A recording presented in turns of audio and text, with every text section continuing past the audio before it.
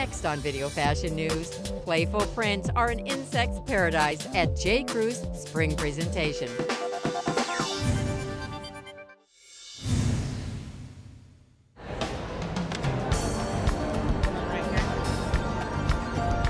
While the beauty crew backstage at Lincoln Center perfected models' polished, sporty look, J.Crew's Tom Mora prepared to debut a spring collection with natural instincts. It's a very optimistic up collection. It feels really happy and I'm really excited about it. It's very light and it feels really right for now. Spring's playful prints were crawling with flora and fauna, inspired by Mora's childhood tomes. I was home visiting my parents and I came across my old Time Life books about nature, and they were beautiful and they had all these incredibly overly saturated photographs of nature and of wildlife, and I looked at the photo, I was like, you know, this is the original Instagram. So I started working on my prints and my patterns. I incorporated a lot of this really vivid color and color play, so a lot of blown out flowers and really interesting tweeds that have little flecks of neon color in it.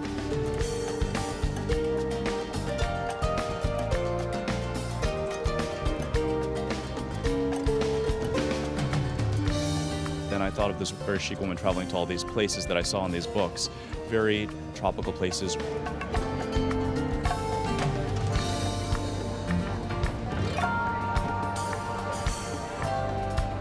And when she was traveling, she came across all these amazing things like tapestries and rugs and beading and jewelry. So you'll see little touches of all these cultural things within it, but it's still very J.Crew and very American.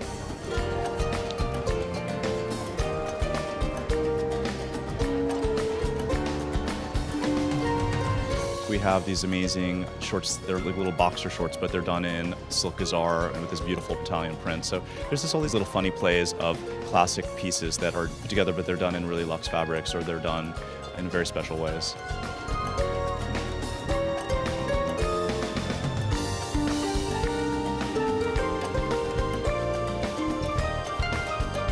We continue to do our beautiful shoes in gorgeous suede colors and leather colors.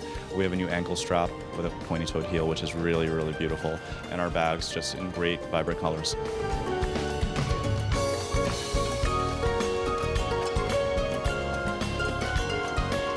I think what someone like J.Crew is great is we give someone an option. We show them an idea, an expression, and then people take it, they digest it, and they can either wear it head to toe, or they can take a piece from it or an idea from it, like a color.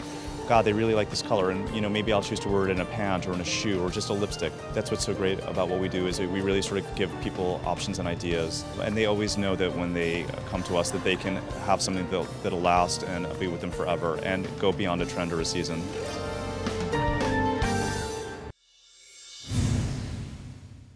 So he literally fingered that through the hair.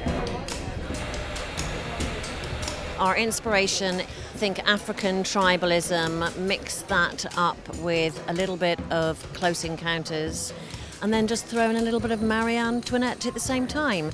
So it's all about heart-shaped faces, working with kind of flesh tones, pale skin colours. It's about putting all the makeup ideas into a bag, jumbling it all up, and then seeing what comes out. The starting point was beetles. We were choosing fabrics, and I didn't have any ideas really, but we thought, yeah, there's something really interesting there. I was making some patches on some knitwear because I like holes, and then I put some patches inside, and I thought, yeah, this is really good because all these lovely coloured lumps on these beetles, we could make these patches and get form out of it.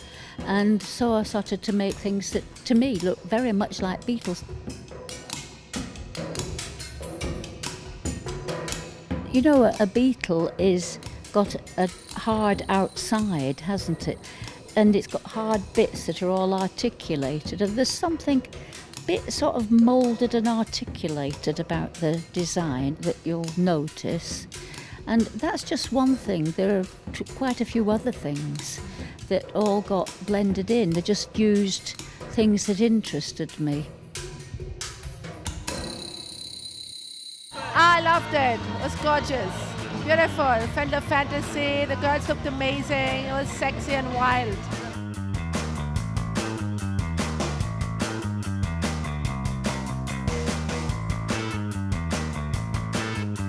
I thought it was absolutely breathtakingly beautiful.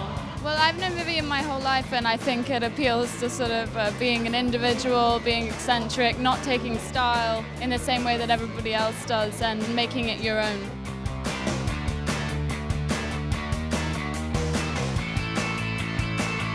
Amazing. It's like sometimes, you know, you see a show and you like half, you like a third. I liked every piece. It was so good. And even though the strong makeup and hair, it didn't overshadow the clothes. The clothes still run the show. It just complemented the clothes. It's got a lot of structures. And also, you know, she really invents the stuff you didn't see before. And that to me is such an inspiration, her way of doing everything. And you can totally, this is one of hers. I feel like I'm naked. It's like incredible. It's so, and then you can also make it your own. As strong as her pieces are, you can actually make them your own.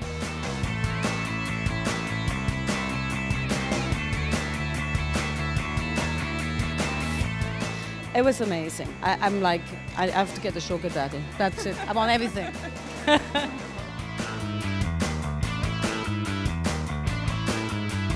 Vivienne Westwood brings to fashion a certain joie de vivre that's completely her own, very British. She also makes us all think about other things in fashion when we're at the show. She makes everybody pay attention to what's going on in the world, get our heads out of our computers and our fashion environment, and think about the rest of the world and what effect our industry is having on the world around us.